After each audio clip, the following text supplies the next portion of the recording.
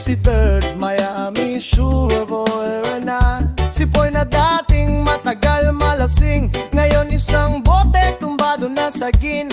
Dave na aming Disney princess at si Deo, na laging di napapayagan ni Mrs. sa inuman. Onsi na takot kay Ali, kaya sa inuman di siya masyado nakaasali. Pao ang long hair na gitarista, at si Mike na lokong taga-naga, laging handa sa kantahan. Si Alan ang may-ari ng saran, sibuyas, bawang at kamatis, matik libre na. Si Ralph na peking pulis, babae sa Miami, palagi kasama sa kama. Si Jonel na aming Ghost Rider, pero yakin. At si Fritz na may-ari ng Kamalig, tambayan ay buhay. Sa Kamalig ni Fritz lahat nagkakasama, sa tawanan, kantahan, gabi parang fiesta.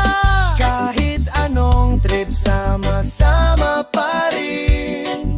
Sa hirap at ginhawa, walang iiwanin. Wang Batel family, walang iwanan. Sa saya't problema, laging magkasama.